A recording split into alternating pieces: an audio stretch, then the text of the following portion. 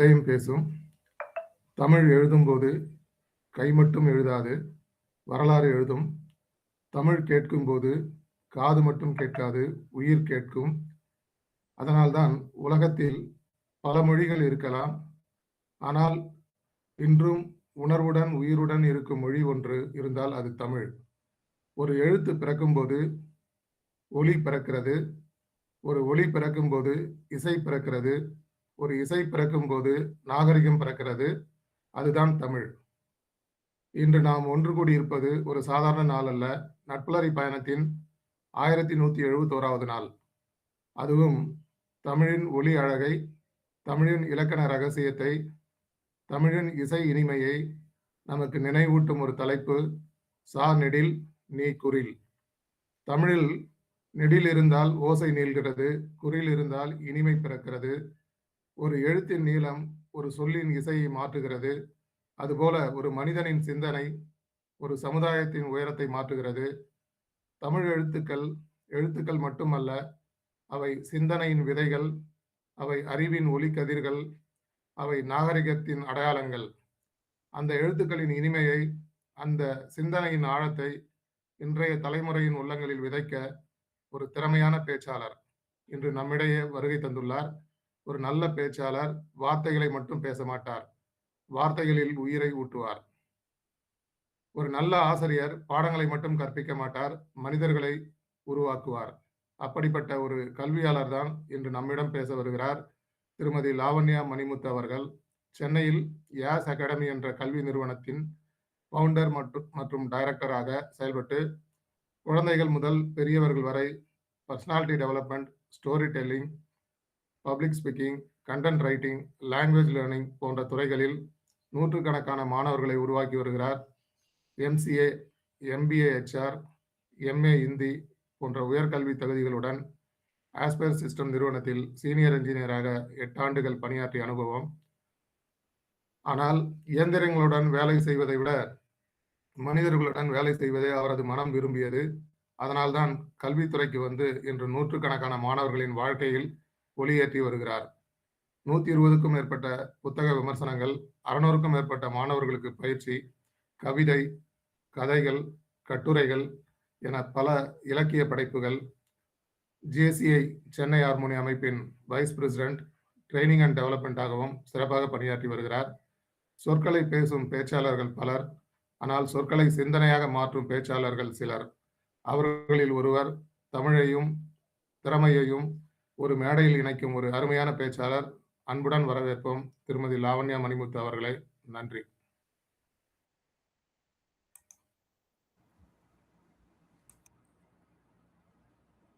அனைவருக்கும் இனிய காலை வணக்கம்.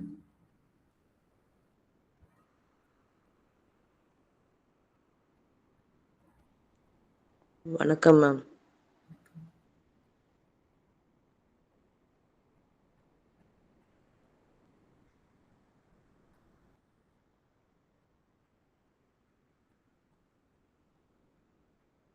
பிரசன்டேஷன் எல்லாருக்கும் தெரியுதா?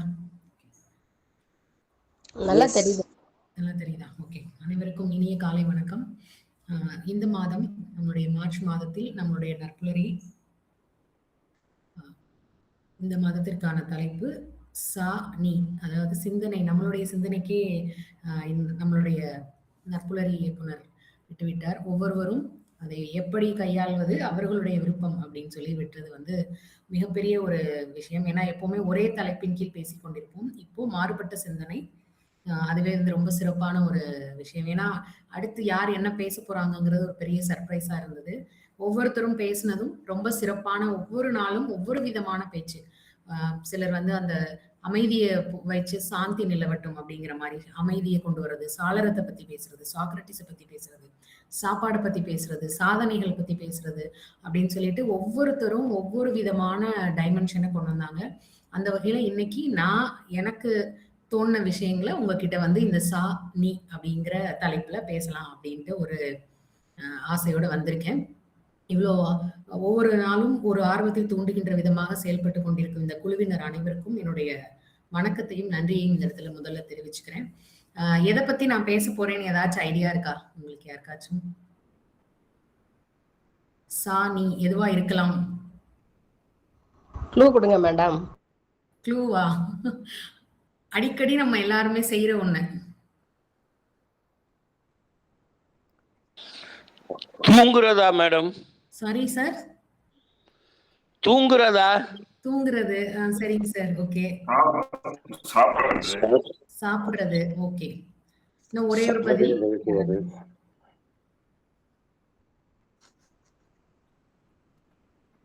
பாட்டு கேட்கறது.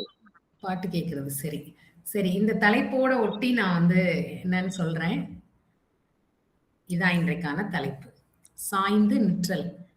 இது வந்து அடிக்கடி நம்ம எல்லாரும் செய்வோம் இல்லையா?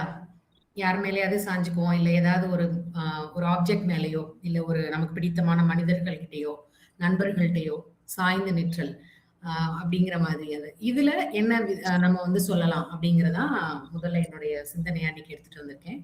இந்த சாய்ந்து நிற்றல் அப்படிங்கிறது பெரும்பாலும் நம்ம எப்ப செய்வோம் அப்படின்னா, என்ன செய்வோம், எப்பயாவது நமக்கு வந்து ஒரு ஒரு ஆறுதல் தேவைப்படுகின்றது. பெரும்பான்மையான நேரங்கள்ல நம்ம வந்து மனிதர்கள் எல்லா உணர்வுகளோடும் இருக்கிற நமக்கு ஒரு ஆறுதல் தேவைப்படுகின்ற பொழுதோ, இல்லை அதீத மகிழ்ச்சியை வெளிப்படுத்தும் பொருட்டோ ஏதோ ஒண்ணு பண்ணும் பொழுது நம்ம என்ன பண்ணுவோம்னா சாய்ந்து நிற்றல் அப்படிங்கிறது. அது ஒரு வகையில ஒரு கம்ஃபர்ட்டை கொடுக்குது அப்படின்னு சொன்னா அது மிகையாகாது. அதனாலதான் அதை அடிக்கடி நம்ம வந்து தொடர்ந்து செஞ்சுட்டு இருக்கோம். அப்போ இந்த இதுல வந்து அப்ப அந்த மாதிரி ஒரு நேரத்துல நம்ம வந்து சாய்ந்து நிற்போம். இல்ல ரொம்ப சோர்ந்து போய் மனம் உடைஞ்சு போய் நம்ம இருக்கோம். அப்ப அது வந்து நமக்கு ஒரு ஒரு சாய்வதற்கு ஒரு தோல் கிடைத்தால் அப்போ வந்து ரொம்ப ஆறுதலா இருக்கும். அந்த மாதிரியான நேரங்கள்ல இருக்கலாம். இல்ல நம்மளுடைய மொத்த அன்பையும் சமர்ப்பிக்கிறோம் யாருக்கோ, அன்பின் மிகையின் வெளிப்பாடாக அந்த சாய்ந்த நிற்றல் இருக்கும். அதுக்கப்புறம் நிறைய இடங்கள்ல இலக்கியங்கள்லையும் கூட இந்த சாய்ந்து நிக்கிறத நம்ம பார்க்கலாம். இப்படி பல வழிகள்ல வந்து இந்த சாய்ந்து நிற்றல் நம்மளுடைய வாழ்க்கையில தொடர்புள்ளதா இருக்கு. இதுல என்ன நமக்கு வந்து இதுல சாதனை கூட பண்ண முடியுமா? சாஞ்சு நிக்கிறதுல சாதனை பண்ண முடியுமா? ஏதாவது பாசிபிலிட்டி இருக்கா? கட்டாயம் இருக்கு மேடம். சார் கட்டாயம் இருக்கு. ஓகே. சாய்ந்து நிற்றல்ல சாதனை பண்ண முடியும் அப்படின்னு சில எடுத்துக்காட்டுகள் தான். முதல்ல வந்து பாத்தீங்கன்னா, இது வந்து ஹாம்ஸ் அப்படிங்கிற ஒரு பான்ஃப் அப்படிங்கிற பூங்கா, ஒரு பார்க், அங்க கனடால இருக்கிற ஒரு மலை. இதுல வந்து என்னன்னா இது சாய்ந்த கோபுரமே tilted. Okay sir, thank you sir, thank you. Tilted mountain அப்படின்னு சொல்றாங்க. இதோடைய உயரம் 2591 மீட்டர். ஆல்பர்டா கனடால இருக்கு. இதோட செடிமெண்டரி ராக்ஸால அந்த ஃபார்ம் ஆன ராக்கோட ஃபார்மேஷன் வந்து டில்டட் ஃபார்ம்ல இருக்கும் அப்படின்னு சொல்றாங்க. சாய்ந்து இருக்கிற மாதிரி அந்த டில்டட் ஃபார்ம்ல இருக்குங்கிறது இது ஒரு இந்த மலைக்கான ஒரு அதிசயமான ஒரு விஷயம். அப்ப இந்த சாய்ந்து நிற்றல் மூலமாக பெருமைப்படுத்தப்படுகிறது, அதன் மூலமாக ஒரு தனித்துவம் வச்சிருக்குது அப்படின்றத சொல்றாங்க. அடுத்து ரமேஷ் சார் சொன்ன மாதிரி பைசா நகர் சாய்ந்த கோபுரம். அப்போ ஒரு சாய்ந்து போனதை வந்து பெரும்பாலும் நம்ம என்ன பண்ணுவோம்னா, அது வந்து சிதிலம் அடைஞ்சிருச்சு, இதாயிடுச்சு அப்படின்ற ஒரு பார்வையை மாத்தி அது ஒரு சிறப்பான ஒரு சுற்றுலா தலமாகவும் உலக அதிசயங்களாகவும் இருக்கிறதுக்கு வாய்ப்பு இருக்கா? அது கூட ஒரு பெரிய ஒரு இதை கொடுக்க முடியுமா அப்படின்னா இந்த லீனிங் டவர் ஆஃப் பைசாவை சொல்லலாம். இது வந்து 5.5 டிகிரி கோணத்துல வந்து சாய்ந்திருக்கு. 55 மீட்டர் உயரம், 14,500 டன் எடையை சேர்ந்தது. 12வது நூற்றாண்டு 1173வது வருடம் இது கட்டப்பட்டிருக்கு. இப்ப இதுல வந்து என்னன்னா, கட்டும் பொழுதே வந்து அந்த மண்ணோட இது காரணமாக சாய்ந்திருக்கிறது அப்படின்னு சொல்றாங்க. அதை நிமிர்த்துவதற்காக பல்வேறு இது அதை வந்து பாதுகாக்கிறதுக்காக நிறைய விஷயங்கள் பண்ணியிருக்காங்க. மேல வரைக்கும் பயணிகள் ஏறுறதுனால இதுன்னு சொல்லி நடுவில் கொஞ்சம் தடை பண்ணியிருந்தாங்க. திருப்பி அது எல்லாமே சரி பண்ணி இன்னமும் அது வந்து தன்னுடைய அந்த புகழையும் பேரையும் இன்னும் தக்க வச்சிட்டு இருக்கு அப்படின்னு தான் சொல்லலாம். இப்ப இது வந்து உலக அதிசயங்கள்ல ஒன்னா இருக்கு, வேற எங்கேயோ இருக்கு அப்படின்னு பைசா நகரத்துல இருக்கு அப்படின்னு சொல்றோம். நம்ம ஊர்லயே, நம்ம இந்திய பாரத நாட்டிலே ஒரு சிறப்பான ஒரு சாய்ந்ததுக்கு ரொம்ப அதிகமாக புகைப்படம் எடுக்கப்பட்ட ஒரு இதே போல ஒரு சாய்ந்த கோபுரம் இருக்குது. அது யாராவது தெரியுமா? ஷேர் பண்ண முடியுமா? அது என்னன்னு பாத்தீங்கன்னா, நம்மளுடைய வாரணாசி என்று சொல்லப்படுகின்ற காசியில் உள்ள சாய்ந்த ரத்னேஸ்வர் மகாதேவர் டெம்பிள். இது எங்க இருக்குன்னு பாத்தீங்கன்னா, அந்த காசியில இருக்கிற மணிகர்ணிகா காட் அப்படிங்கிற இடத்துல இருக்குது இந்த கோவில். இந்த கோயிலை யார் கட்டினாங்க அப்படிங்கிறதுக்கு நிறைய கதைகள் இருக்கின்றது. அதுல ஒரு கதை என்னன்னு பாத்தீங்க அப்படின்னா, ராஜா மன்சிங் அப்படின்னு ஒருத்தர் இருந்திருக்கிறாரு. அவரு தன்னுடைய தாயின் மேல் உள்ள அதீத அன்பின் காரணமாக நமக்காக எவ்வளவோ அம்மா செஞ்சிருக்காங்க, அவங்களுக்காக ஏதாவது செய்யணும் அப்படின்னு நினைச்ச ஒரு காரணத்தினால அவர் வந்து ஒரு கோயிலை கட்டினாரு. கட்டிட்டு ரொம்ப பெருமையோட இது வந்து தாய் அன்ப வெளிப்படுத்துற விதமா நான் கட்டியிருக்கேன் அப்படின்னு, அந்த கடன அடைச்சுட்டேன் அப்படிங்கிற மாதிரி சொல்லும் பொழுது, தாயோடைய அன்பின் கடன வந்து நம்ம அடைக்கவே முடியாதுன்ற மாதிரி, அத இது பண்றதுக்காக இந்த கோயில் சாஞ்ச மாரி இருக்கு அப்படின்னு சிலர் சொல்றாங்க. அதுக்கப்புறம் ஆலியா பாய் அப்படிங்கிற உங்களோட ஒரு பெரிய ராணி இருந்திருக்காங்க. அவங்களுடைய வேலைக்கார பெண் ரத்னாபாய்ங்கிற பொண்ணு வந்து ஒரு கோவில் கட்டுனா. அந்த கோவில்ல வந்து சாமிக்கு ரத்னேஸ்வர்ன்னு அவளுடைய பேர வச்சுட்டான்ற கோபத்துல, அந்த ஆலியா பாய் வந்து சாபம் விட்டுட்டாங்க. அதனால இந்த கோயில் வந்து சாய்வு நிலையிலே இருக்கு அப்படின்னு சொல்றாங்க. இது அதிகமாக புகைப்படம் எடுக்கப்பட்ட ஒரு கோபுரம் அப்படின்னு சொல்லலாம். இதோடைய அதாவது ஒரு யுனிக்னஸ் அப்படின்னு. இப்ப ஜியோகிராபிக்கலாவும் நெறைய சயின்ஸ் ரீதியா அதோட காரணங்கள பார்த்தோம் அப்படின்னா, அவங்க கட்டும் பொழுதே அந்த இது வந்து ரொம்ப பள்ளத்துல கட்டியிருக்காங்க அப்படிங்கிறது ஒரு விஷயம். அது போக அது கங்கை ஆற்றோட இதுல இருக்கிறனால, வேகமாக கங்கை பெருகி வருகின்ற பொழுது, அது அடியில இருக்கிற அந்த மண்லாம் வந்து அரிச்சுக்கிட்டு அந்த ஒரு பக்கம் சாஞ்சிருச்சு. அதனால முக்காவாசி நாள் இந்த கோவிலோட கர்ப்ப கிரகமானது, அந்த சிவலிங்கம் இருக்கும் இடமானது வந்து தண்ணிக்குள்ளே தான் இருக்கும். அதுக்குள்ள போய் தான் பூஜை பண்ணுவாங்க அப்படின்லாம் சொல்றாங்க. அப்போ இது வந்து இப்போ கட்டும் பொழுதே அப்படி லோ லையிங் ஏரியால கட்டுனனால அப்படி இருக்கு அப்படின்ற மாரியும் சொல்றாங்க.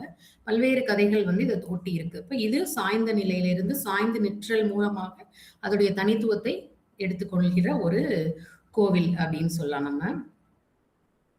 அடுத்து வந்து இது இது என்னன்னு பார்த்தீங்க அப்படின்னா, கெஸ் பண்ண முடியுதா? இது தெரிஞ்சிருக்கும் நெறைய பேருக்கு. நம்மளுடைய தமிழ்நாட்டில் சாய்ந்து இருக்கக்கூடிய சதுரகிரி மகாலிங்கம். இந்த சதுரகிரி அப்படிங்கிறது வந்து விருதுநகர் பக்கத்துல இருக்கிற ஒரு கோவில். ரொம்ப ஃபேமஸா மலையில இருக்கு. அதனால வந்து பெரும்பாலும் அனுமதி வந்து ரொம்ப ரேரா தான் குடுப்பாங்க. அந்த சில சிறப்பான நாட்களுக்கு மட்டும் தான் அதற்கான அனுமதி எல்லாம் வழங்கி ரொம்ப பாதுகாப்போட வேண்டிய ஒரு இடம். இதுல வந்து 5 வகையான லிங்கங்கள் இருக்கு. சந்தன மகாலிங்கம், இரட்டை மகாலிங்கம், சுந்தர மகாலிங்கம், அப்புறம் வந்து தானே உருவான லிங்கம், காட்டு லிங்கம் அப்படின்லாம் நெறைய வகையான லிங்கங்கள் இருக்கு. அதுல இந்த ஒரு லிங்கம் மட்டும் என்ன அப்படின்னா, சாஞ்சிருக்கு அப்படிங்கிற ஒரு இதுல சொல்றாங்க. அந்த சுந்தர மகாலிங்கம். ஏன் அப்படின்னா, அதுக்கும் நெறைய விதமான கதைகள். ஒண்ணு வந்து என்னன்னா, யாழ் இசைத்த ஒரு தேவர்கள் அங்க இதுல இருந்த ஒருத்தர் வந்து அதன் மூலமாக காதல் வயப்பட்டு அந்த பெண்ண கல்யாணம் பண்றாரு. அதுக்கு சாபமா 2 பேரும் பூமியில வந்து பிறக்குறாங்க. பிறந்து இங்க வந்து கணவன் மனைவியா வாழ்ந்து பால் வியாபாரம் செஞ்சுட்டு இருக்கும் பொழுது, அந்த பால தினமும் கொண்டு போய் குடுத்துட்டு இருக்காரு அந்த கணவர். அப்போ ஒரு பெரியவர் வந்து இவரு சாமியார் வந்து எனக்கும் குடுங்க. எனக்கு ரொம்ப பால் தேவைப்படுது. எனக்கு ஏதாவது குடுங்க அப்படின்னு சொல்லி டெய்லி வந்து கேட்கும்போது, இந்த பொண்ணு அந்த கணவருக்கு தெரியாம அந்த பால் வியாபாரத்துக்கு எடுத்து வச்சதுலேருந்து குடுக்குறாங்க. இது அப்படி தொடர்ந்து நடந்த உடனே இவர் என்னடா அளவு குறையுதே, நம்ம இப்ப எடுத்து வச்சதுக்கும் கொண்டு வந்து குடுக்குறதுக்கும் அளவு குறையுதேன்னு ஒரு நாள் மறைஞ்சிருந்து கண்டுபிடிச்சு இது பண்ணும் பொழுது தெரிஞ்சு திட்டுறாரு மனைவிய. இப்ப திட்டிட்டாரு அப்படிங்கிற காரணத்தினால அடுத்த நாள்ல இருந்து இவர் என்ன பண்றாருன்னு பாத்தீங்கன்னா, நேரடியாவே போய் அந்த இதுல வந்து பாலை வந்து மாட்டுடைய மடியிலே குடிக்கிற மாதிரி ஒரு இது வருது. வந்த உடனே அப்ப இவரு கோவமா வந்து என்ன செய்றாருன்னு பாத்தீங்கன்னா, அடிக்கிறாரு அவரு. எப்படி நீ எதுல இருந்தே குடிக்கலாம் அப்படின்னு. அப்ப இவங்களுக்கு முக்தி கொடுப்பதற்காக சிவன் தான் அப்படி காட்சி கொடுக்க வந்தார். அது தெரியாம இவர் அடிச்சதுனால தலையில அடிபட்டு அது அப்படி சாஞ்ச நிலையில இருக்கிறதே, அப்படியே இங்க சிவனா வந்து இருக்காரு அப்படின்னு ஒரு கதை இருக்கு. இன்னொன்னு வந்து பாத்தீங்க அப்படின்னா, கருப்பண்ணா சுவாமி வந்து இவரை அடித்ததாக ஒரு கதையும் இருக்கப்படுது. அதனால இங்கேயே இருந்து என்னை பார்த்துக்கோ அப்படின்னு சொல்லி கருப்பசாமி அங்க காவல் தெய்வமா வச்சிருக்கிறதாகவும் ஒரு கதை சொல்லப்படுகின்றது. அப்போ இந்த மாதிரியான இது சாய்ந்த இந்த சதுரகிரி மகாலிங்கமோட புகழ் வந்து நிறைய பேருக்கு தெரிஞ்சிருக்கும்னு நினைக்கிறேன். ரொம்ப விசேஷமான ஒரு கோவில் அப்படின்னு சொல்லலாம்.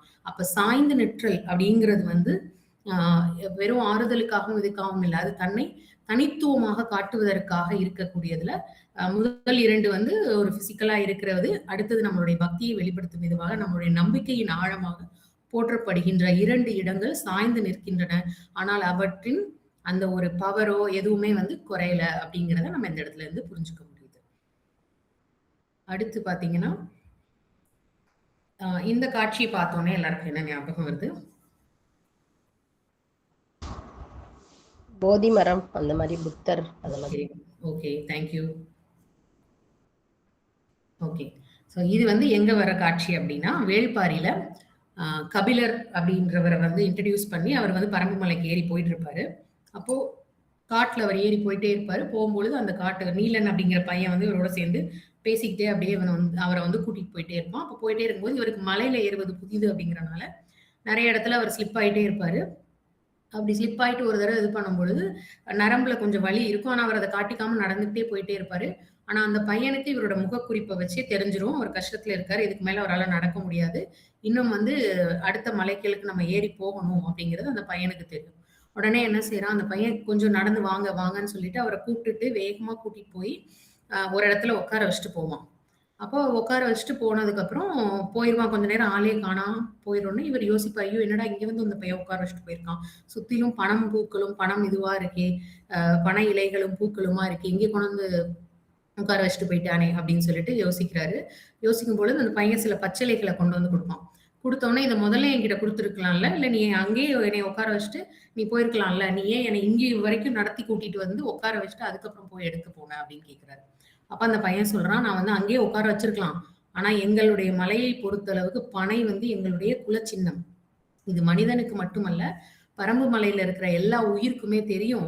அதுட்ட ஒப்படைத்துட்டு போனோம்னா எந்த ஆபத்தும் வராது. அதனால தான் உங்கள இந்த பனை அடிவாரத்துல சாஞ்சு உட்கார வச்சுட்டு போனேன் அப்படின்னு சொல்லி அந்த பையன் சொல்வாரு. அப்போ அந்த ஒரு குலச்சின்னமாக எப்படி வந்து அந்த ஒரு பனை மரத்துல எப்படி அவர் உட்கார்ந்துட்டார் பாருங்க. சாய்ந்து ஆசுவாசப்படுத்திக் கொண்டு அவருடைய இத வந்து சரி பண்றதுக்காக ஒரு இதா அந்த இடத்துல இருந்துச்சு அப்படின்னு சொல்லலாம். அப்ப இந்த இடத்துல சாய்ந்து நிற்றல் அப்படிங்கிறது வேறு ஒரு உயிர், அந்த மரம் அப்படிங்கிற உயிர் இன்னொரு மனிதனுக்கு ஒரு ஆசுவாசமாக இருக்கின்றது. அது அவர்களுக்கு ஒரு குலச்சின்னமாக இருந்தது அப்படிங்கிறனால அதன் மேல் வைத்த நம்பிக்கையின் காரணமாக இன்னொருத்தருக்கும் அது நம்பிக்கை கொடுத்தது அப்படின்றத சொல்லலாம். இப்ப இந்த சாய்ந்து நிற்றல் நிறைய இடங்கள்ல நம்பிக்கைக்குரியதாகவும் இருக்கிறது அப்படின்னு சொல்லி சொல்லலாம். அடுத்து வந்து பாத்தீங்க அப்படின்னா இந்த பாடல் இது வந்து இடவனரை இடத்தோளோடு சாய்த்து இருகை கூட புருவம் நெறிந்தேற குடவயிறு படவாய் கடை கூட கோவிந்தன் குழல் கொடு தினப்போது மடமயில்களோடு மாண்பினை போலே அப்படிங்கிற இந்த பாட்டு வந்து பெருமொழி பெருமாள் திருமொழியில வந்து இருக்கு. இது என்ன அப்படின்னா, அந்த கண்ணன் வந்து குழல் ஊதுவதற்காக அவருடைய இடது பக்கம் தலையை சாய்த்து தோளோடு அப்படி சாய்ச்சு அந்த புல்லாங்குழல கையில ஏந்தி அவருடைய வயிறு அந்த இதை வந்து வெளிவிடுறதுக்கு காத்த வந்து கரெக்டா அதுல குவிச்சு அந்த இதுல பாடுவாங்க இல்லையா, புல்லாங்குழல் அழகா வர்ணிக்கிற ஒரு பாடல். அதை சுத்தி மயில்களும் அந்த கோபியர்களும் எல்லாருமே வந்து ரசிச்சு நின்று பாக்குற மாதிரியான காட்சி. அப்போ அந்த தோளோடு சாய்ந்து எவ்வளவு ஒரு அழகான அந்த சாய்ந்து நிற்றல். இதுதான் நம்ம கண்ணன் அப்படின்னாலே, கிருஷ்ணர் அப்படின்னு சொன்னாலே நமக்கு அந்த ஒரு புல்லாங்குழல் வச்சுட்டு அந்த காலை இப்படி வச்சுட்டு நின்றுட்டு இருக்கிறது தான் நம்ம எல்லாருக்குமே ஞாபகம் வரக்கூடிய ஒரு காட்சி. அப்போ அந்த சாய்ந்து நிற்றல் எவ்வளவு மனம் கவரக்கூடியதாக, அவரோட இசைனால அவங்க எல்லாரையும் கவர்ந்தாருன்னு அந்த பாட்டு போகுது. அவர் எப்படியெல்லாம் அந்த புல்லாங்குழலை இசைச்சு இசை மூலமா அவங்க எல்லாரையும் கவர்ந்திருந்தாருன்னு. ஆனா நம்ம யாரும் அந்த இசையை கேட்டதில்லை இல்லையா? அவருக்கு அந்த நம்ம கதையா செவி வழியா அந்த கேட்கிறோம், பாடல்களா படிக்கிறோம். ஆனாலும் நம்ம அந்த கண்ணன்னு சொன்ன உடனே நமக்கு ஞாபகம் வர்றது என்ன, அந்த தலையை ஒரு சாய்ச்சி அந்த புல்லாங்குழல வச்சிருக்கிறது தான். அப்ப அந்த சாய்ந்து நிற்றல் எவ்வளவு மனம் கவரக்கூடிய ஒன்றாகவும், எவ்வளவு வந்து நம்மளை எல்லாரையும் ஈர்க்கக்கூடிய ஒன்றாக இருக்கின்றது. அப்ப சாய்ந்து நிற்றல் அப்படிங்கிறது இடத்தை பொறுத்தளவுக்கு அதற்கான அர்த்தமும் அதற்கான அருமையும் அதோடைய பெருமையும் வந்து மாறுகிறது அப்படிங்கிறதுக்கு இது மிகப்பெரிய சான்றாக நம்ம வந்து எடுத்துக்கலாம். சாய்ந்து நிற்றல்ல அடுத்து பிரிவாற்றாமை. நான் முதலே சொன்ன மாதிரி சோர்வால இருந்த ஒருத்தருக்கு வந்து இவர் கபிலர் எப்படி வந்து சோர்ந்து போயிருக்கும் பொழுது அவருக்காக அந்த சாய்ந்து நிற்றல் வந்து உதவி செஞ்சுச்சு அப்படிங்கிறது. அப்புறம் வந்து நம்மளுடைய அன்பையோ பக்தியையோ சமர்ப்பிப்பதற்காக 2 கோவில்களை வந்து நம்ம பார்த்தோம். நம்மளுடைய பக்தியையும் இதையும் சமர்ப்பிக்கிறதுக்காக சாய்ந்து நின்று நமக்காக காட்சி கொடுக்கின்ற அந்த இதை வந்து பார்த்தோம். அடுத்ததா வந்து இலக்கியத்துல நிறைய இடங்கள்ல இந்த சாய்ந்து நிற்றல் வந்திருக்கு. அது எதை பெரும்பான்மையா குறிக்குது அப்படின்னு பாத்தீங்கன்னா, பிரிவாற்றாமை அப்படிங்கிற ஒரு விஷயம். பிரிவாற்றாமை அப்படின்னா தலைவன் தலைவியை பிரிந்து இருக்கும் பொழுது அதை பத்தி நிறைய பாடல்கள் நம்ம வந்து நிறைய இலக்கியங்கள்ல நம்ம வந்து பார்த்திருப்போம். அப்ப அந்த இதுல பாத்தீங்கன்னா பெரும்பாலும் அவர்கள் அப்படியோ அவங்க வந்து எப்ப வருவாரு அப்படின்னு ஏக்கமா உட்கார்ந்து இருக்கும் பொழுது, ஏன்னா அப்ப இப்ப இருக்கிற மாதிரி கம்யூனிகேஷன்ல இந்த இடத்துல இருக்கேன், லொகேஷன் ஷேரிங் பண்ண முடியாது, எதுவுமே கிடையாது. அவங்க போருக்கு போனாலும் சரி, இல்ல வந்து பொருள் ஈட்டுவதற்காக போனாலும் சரி, எதற்காக வேண்டும் என்றாலும் காத்திருக்க வேண்டிய ஒரு சூழல் இருந்தது. அப்ப அதை வந்து பெரும்பாலும் அவர்கள் ஏதோ ஒன்றை ஒரு ஆப்ஜெக்டோட வந்து தங்களுடைய அந்த இதை வந்து அணைத்து அதை சாய்ஞ்சு நின்றுதான் அவங்களுடைய அந்த பிரிவின் வழியை வந்து நமக்கு வெளிப்படுத்துவது பெரும்பான்மையான நேரங்கள்ல இப்படிதான் காட்சிப்படுத்தப்பட்டிருக்கும். இல்ல தலைவன் பிரிஞ்சு போறானா அதை கூட அவங்க என்ன பண்றாங்க, சில இடங்கள்ல அவங்க போற வரைக்கும் மறைஞ்சு நின்று பாக்குற மாதிரி, இது பண்ற மாதிரி, அவங்களுடைய வருகை எதிர்பார்த்து காத்திருக்கிற மாதிரி இந்த பிரிவாற்றாமை சங்க இலக்கியங்கள மிக முக்கிய இடம் வகிக்கின்றது அப்படின்னு நம்ம சொல்லலாம். அதுக்கப்புறம் பாத்தீங்க அப்படின்னா இப்ப இந்த தோள் கொடுப்பது அப்படிங்கிறது தான் நம்ம வந்து சாய்ந்து நிற்கிறது அப்படிங்கிறது. இப்ப இந்த தோள் கொடுப்பது வந்து பெரும்பாலும் பெற்றோர்கள் பிள்ளைகளுக்காக சாய்ந்து நிற்பதற்கு ஒரு தோள். எந்த ஒரு சூழ்நிலை வந்தாலும் அந்த பிள்ளைகளுக்கு பெற்றோர்கள் தான் முதல்ல வந்து தோள் கொடுக்கும் ஒரு இடமாக அவங்க வந்து இருக்காங்க. அப்போ அதன் மூலமா அந்த குழந்தைங்க வந்து தங்களுடைய கவலைகளையோ, இல்ல தங்களுக்கு என்ன தேவை அப்படிங்கிறதையோ, தங்களுக்கு இருக்கிற கஷ்டங்களையோ, இல்ல எப்படி கொண்டு போலாம்னு ஒரு சஜஷனா கேட்கறதுக்கும், ஒரு இதா கேட்கறதுக்கும் யார் வந்து இடம் குடுக்குறாங்க அந்த இடத்துல சாய்ந்து நின்று இடம் கொடுப்பது வந்து பெற்றோர்கள் அப்படின்னு சொல்லலாம். அடுத்து வந்து பார்த்தீங்கன்னா, நண்பர்கள். நம்ம வாழ்க்கையில வர நண்பர்கள். நம்ம வந்து கவலையா எப்பல்லாம் உட்கார்றோமோ, நம்மள தோள்ல தட்டி கொடுத்து, நம்மளை சாய்த்து ஆறுதலாக, அடுத்து நம்ம என்ன செய்யலாம்? எதற்கும் கவலைப்படாத நான் இருக்கேன் அப்படின்னு சொல்லிட்டு நம்மள வந்து ஊக்கப்படுத்தி அடுத்த இடத்துக்கு கொண்டு போகின்ற நண்பர்களிடம் சாய்ந்து நிற்றல் வந்து ரொம்ப அழகு வாழ்க்கையில அப்படின்னு சொல்லலாம். அடுத்து பார்த்தீங்க அப்படின்னா, நமக்கு பிடித்தவங்க, மனதிற்கு பிடித்தவர்களுடன் நம்ம வந்து சாய்ந்து நின்று நம்மளுடைய அன்பை வெளிப்படுத்தும்போது அது மிக அழகு. அப்போ இது எல்லாமே அழகு. பார்க்கறதுக்கு எல்லாமே இந்த புகைப்படங்கள் எல்லாமே அழகா இருக்கு. சாய்ந்து நிற்றல் அப்படிங்கிறது வந்து ரொம்ப சிறப்பா இருக்கு அப்படின்னு சொல்றோம். அப்ப இந்த சாய்ந்து நிற்றல் அப்படிங்கிறது இப்போ எல்லா இடத்துலயுமே அந்த அளவு வந்து ஒரே மாதிரி கொடுத்தோம்னா சரியா இருக்குமா அப்படின்னு பார்க்கலாம். எல்லா இடத்துலயுமே அந்த சாய்ந்து நிற்றல் நம்ம வந்து ஒருத்தருக்கு அந்த இடத்த குடுக்குறோம். சாய்ந்து நின்னுக்கோங்க. உங்களுக்கு அந்த உரிமை இருக்கு அப்படின்னு சொல்லி குடுக்குறோம் அப்படின்னா, அந்த குடுக்கும் உரிமை எவ்வளவு தூரம் கொடுத்தால் அது வந்து சரியா இருக்கும் அப்படிங்கிறத நம்ம வந்து நிர்ணயிக்கணும். அதே போல நம்ம ஒருத்தவங்க கிட்ட ஆறுதல் தேடி சாய்ந்து நிற்கிறோம் அப்படிங்கிறதுல வந்து அதற்கும் ஒரு வரைமுறை இருக்கின்றது. அளவுக்கு மிஞ்சினால் அமிர்தமும் நஞ்சு அப்படிங்கிற மாதிரி அந்த சாய்ந்து நிற்றலை நம்மளுடைய தனித்துவத்தை எடுத்து விடக்கூடிய ஒன்றாக இருந்து விடக்கூடாது. ஆறுதலுக்காக நாம் யாரையோ சாய்ந்து நிற்க அலோவ் பண்ணாலும் சரி, நம்ம யார்கிட்டயோ சாய்ந்து நின்றாலும் சரி, அந்த இடத்தில் இருக்க வேண்டிய அளவுகோல், வரைமுறை, எல்லை சரியாக இருக்க வேண்டியது. அதை வந்து நம்ம கவனத்துல கொள்ளணும். இப்ப அந்த சாய்ந்து நிற்றல் நம்ம சொல்றோம் இல்லைங்களா? ஏற்கனவே 2 பிக்சர் அந்த படங்கள் காமிச்சிருந்தேன். லீனிங் டவர் ஆஃப் பீஸா வந்து 5.5 டிகிரி ஸ்லாண்டிங்ல இருக்கு அப்படின்றாங்க. ஆனா இந்த வாரணாசியில நம்ம பார்த்த கோவில் வந்து 9 ஃபீட் வந்து டில்ட் ஆயிருக்கு அப்படின்னு சொல்றாங்க. அதை விட இது வந்து 5.5 டிகிரி தான் லீனிங் டவர் ஆஃப் பீஸா இருக்கு உலக அதிசயமா. ஆனா இந்த கோவில் வந்து 9 டிகிரிஸ் வந்து ஃபிளாட்டா இருக்கு. அதனாலதான் ரொம்ப சாஞ்சு அந்த கர்ப்ப கிரகமே மூடுற அளவுக்கு இதா இருக்கு அப்படின்னு சொல்றோம். அப்போ அதுலயே எவ்வளவு டிஃபரன்ஸ் இருக்கு பாருங்க. அப்போ அந்த லீனிங் டவர் ஆஃப் பீஸா ஒருவேளை அந்த 9 டிகிரிஸ் வந்தா அந்த கட்டமைப்பே உடைஞ்சு இது இல்லாம போறதுக்கு கூட சான்ஸ் இருக்கு. அப்போ எவ்வளவு தூரம் சாய முடியுமோ அவ்வளவு தூரம் சாஞ்சிருந்தாதான் அதோட லிமிட்டோ அதோட மரியாதையோ இது வந்து இருக்கும். அதை தாண்டி அது போயிருச்சு அப்படின்னா இருக்காது. இந்த கோவில் 9 டிகிரி அப்படி இன்னும் அதுக்கு மேல போச்சுன்னா ஒருவேளை அது ஃபுல்லாவே மூழ்கி போடுறதுக்கு கூட வாய்ப்பு இருக்கு. அப்போ அதை நம்ம வந்து சரியா புரிஞ்சுக்கிட்டு இருக்கணும் அப்படிங்கிறதுக்கு உதாரணமா ஒரு கதை வந்து நான் சொல்லணும்னு நினைக்கிறேன். ஒரு ஒரு தோட்டம் இருக்கு. பெரிய அழகான தோட்டம் இருக்கு. அப்போ வந்து அந்த தோட்டத்துல பல்வேறு வகையான பூச்செடிகள், காய்கறிகள் எல்லாமே போட்டிருக்காங்க. மரங்கள் எல்லாமே அழகு செடிகள் எல்லாமே இருக்கு. அப்ப அந்த தோட்டத்தை சுத்தி நிறைய பறவைகள், கிளிகள் எல்லாமே வந்து இருக்கு. அந்த இடமே பார்க்கறதுக்கு ரம்மியமா ரொம்ப சிறப்பா அழகா இருக்கு. அப்போ வந்து இவரு கொடி வகைகள் நிறைய வைக்கிறாங்க. கொடி வகைகள் எல்லாம் வச்சு அதை வந்து பக்கத்துல இருக்கிறது எல்லாத்துலயுமே படர விடுறாங்க. அப்போ எல்லா செடிகளும் நல்லா இது பண்ணி படர்ந்து என்ன செய்யுது அப்படின்னு பாத்தீங்கன்னா, அதுல அதோட பலன்களை கொடுக்குது. அது பூ பூக்குறதா இருந்தா அழகா பூ பூத்து கொடிகள் வந்து பூ பூக்குது, காய்கள் காய்க்குது, கனிகள் கொடுக்குது. இப்படி பல்வேறு வகையா இருக்கு. இப்போ ஒரே ஒரு அழகுக்காக வைக்கிற அந்த செடி மட்டும் என்ன பண்ணியிருக்காங்க அப்படின்னா, பக்கத்துல இருக்க மரம் இது படரவே விடல அவர் வச்சிருக்காரு. அது அப்படியே வளர்ந்து படர்ந்து போய் பக்கத்துல இருக்க மரத்து மேல அது ஏற ஆரம்பிச்சிருச்சு. மரத்து மேல ஏறி ஆரம்பிச்சு இது பண்ண உடனே நாளுக்கு நாள் அதோட வளர்ச்சி வந்து பாத்தீங்கன்னா ரொம்ப அபரிமிதமா இருந்திருக்கு. இவருக்கு ஒண்ணுமே புரியல. என்னடா இதுக்கு மட்டும் வளருது, இத்தனைக்கு நம்ம ரொம்ப கூட கவனிக்கவே இல்லை, என்னன்னே புரியலையே அப்படின்னு சொல்லிட்டு இருக்காரு. பார்த்தா அது இலைகள்லாம் வந்து பாத்தீங்கன்னா பெருசா வாழை இலை அளவுக்கு நல்ல பெருசு பெருசா வர ஆரம்பிச்சிச்சு. அதோட இலைகள் வந்து எப்பவுமே சின்னதா தான் இருக்கும். அழகுக்காக தானே நம்ம வைக்கிறோம். இவ்வளவு இலைகள் பார்த்தா அதோட சுத்தி அது வளர்ந்த அந்த மரத்துடைய சத்தையும் சேர்த்து அது என்ன பண்ணிருச்சு, தனக்குள்ள அந்த சத்தை உள்வாங்கிக்கிட்டு அது வந்து ரொம்ப பெருசா வளர ஆரம்பிச்சிருச்சு. அப்ப அவருக்கு அப்பதான் புரிஞ்சது, ஓ இந்த மரத்துக்கு கொடுக்கின்ற சத்துக்கள் எல்லாமே இதுக்கு போகுது அப்படின்னு சொல்லிட்டு. அப்போ அந்த இடத்துல அது ஒரு அழகுக்காக வைக்கின்ற செடியா இருந்தாலும் அளவுக்கு மீறி அதோடைய இதை வந்து அலோவ் பண்ண காரணத்தினால இந்த மரத்துல இருக்கிற சத்துக்கள் எல்லாத்தையுமே அதுல போய் அந்த மரம் வந்து காய்க்காமலே இருந்திருக்கு. அப்போ அது என்னங்கிறது, அப்ப அதுதான் அந்த சாய்ந்த நிற்றலுக்கான அளவுகோல் என்னங்கிறத நம்ம தெளிவா புரிஞ்சு நடத்தணும் அப்படிங்கிறத அந்த இடத்துல நடந்துக்கணும் அப்படிங்கிறது நம்ம தெரிஞ்சுக்கணும். அப்ப அந்த மாதிரி இருந்தோம் அப்படின்னா கரெக்ட்டா சாய்ந்து நிற்றல் நம்மளுடைய வாழ்க்கையில எல்லாத்தையுமே ஒரு ஆறுதல தருகின்றது. ஒரு அன்பை வெளிப்படுத்துவதற்கு உதவுகின்றது.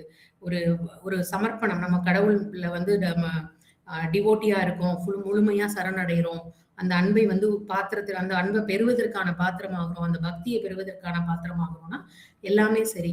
அது ஆனா எல்லாத்திற்குமான அளவுகள் என்ன அப்படிங்கிறத தெரிஞ்சுக்கிட்டு யாருக்கு கொடுக்கணும், யார்கிட்ட இருந்து நம்ம பெறணும் அப்படிங்கிறத தெரிஞ்சுக்கிட்டு இருந்தா எப்படி இந்த நிறைவு பகுதியில இருக்கிற இந்த பிக்சர்ல இருக்கிற அந்த தாத்தா சந்தோஷமா துள்ளி குதிக்கிறாரோ, அது மாதிரி நம்மளும் நம்மளுடைய வாழ்க்கையில் பல வெற்றிகளையும், சந்தோஷங்களையும் அனுபவிக்கலாம் அப்படின்னு சொல்லி சிறப்பான வாய்ப்புக்கு நன்றி கூறி விடைபெறுகின்றேன். நன்றி, வணக்கம்.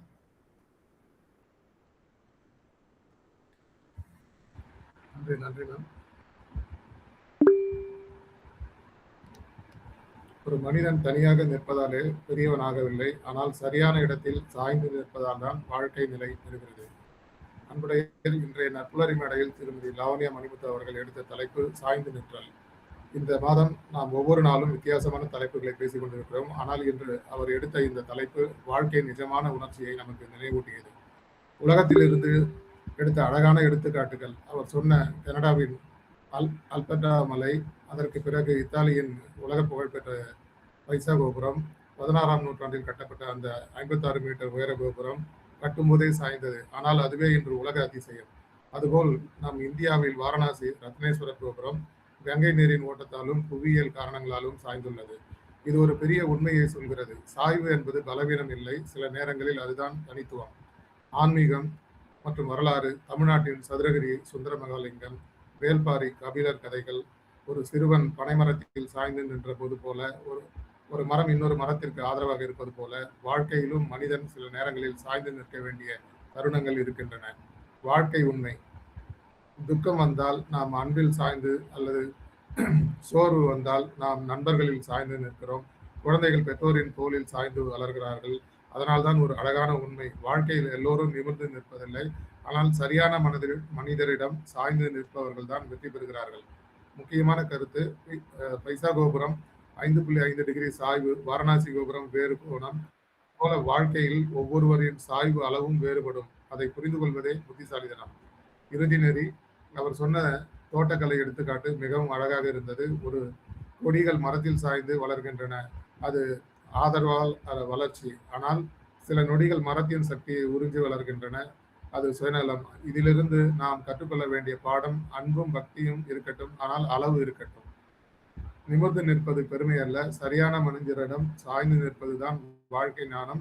இன்றைய பேச்சு நமக்கு சொல்லும் ஒரு வரி, ஆதரவு தேவைப்படும் நேரத்தில் சாய்ந்து நிற்பது பலவீனம் இல்லை, அது மனிதத்தின் அழகு. இந்த அழகான கருத்தை எளிமையாகவும் அழகாகவும் பகிர்ந்த திருமதி லாவண்யா மணிமுத்து அவர்களுக்கு நமது இதயங்கனிந்த பாராட்டுக்கள். பின்னோட்டத்திற்கு செல்கிறோம். நன்றி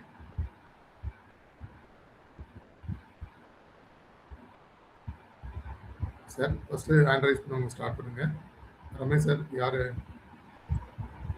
வணக்கம் சார். நற்புலரி அனைவருக்கும். Arunagiri sir, thanks for the opportunity. Lavanya madam, எப்பவும் போல ஒரு டிஃப்ரெண்ட்டான கோணத்தில் சிந்திப்பவர் நீங்கள். சாய்ந்து நிற்றல் அப்படின்ற ஒரு விஷயம் மிக அழகாக சொல்லி, அதிலிருந்து ஒரு டேக் ஹோம் மெசேஜ் சொன்ன விஷயம் ரொம்ப அருமையாக இருந்தது. நான் கூட பார்த்தீங்கன்னா மைன்ஸில் 2500-3000 டன் இருக்கிற மிஷினை ஒரு சாய் தளத்தில் வேறு இடத்துல இன்னொரு ஹைட்டான இடத்துக்கு போனோம்னா அலோவ் பண்ணுவோம். அதுக்கு வந்து 1:10 அப்படிங்கிற ரேம்ப், 10 மீட்டர் தூரத்தில் 1 மீட்டர் உயரம் ரைஸ் ஆகும். அந்த மாதிரி எப்படி அதை கணக்கு பண்ணுவோம்னா, அதோட அந்த மிஷினுடைய சென்டர் ஆஃப் கிராவிட்டி, மையம் வந்து மிஷினுக்குள்ளேயே இருக்கணும். இருந்ததுன்னா மிஷின் ஒன்றும் ஆகாது, சாயாது.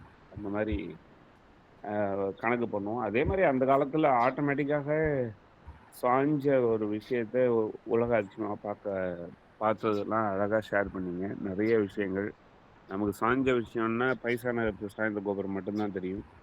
அது மாதிரி நிறைய விஷயத்தை எடுத்துக்காட்டி அதுலேருந்து ஒரு மெசேஜ், நம்ம வந்து எத்தனையோ பேர்கிட்ட சாஞ்சி நிற்கிறோம். ஒரு குழந்தை நம்ம மேலே சாஞ்சி நிற்கிறது, நம்ம வயசானவொன்னு நம்ம குழந்தைகள் மேலே சாஞ்சி நிற்கிறோம். பட் எந்த அளவு ஒருத்தர் சாய்ந்து இருக்கணும் அப்படிங்கிறத புரிஞ்சுக்கிட்டு இருக்கணும் அப்படின்னு சொன்ன விஷயம் ரொம்ப அருமையான ஒரு டிஃப்ரெண்ட்டான ஒரு பார்வை. ரொம்ப நல்ல புரிதல் இருந்தது, நல்ல பாடங்கள், ரொம்ப அருமையான ப்ரெசன்டேஷன், நல்ல பிபிடி, சூப்பர். Thank you madam.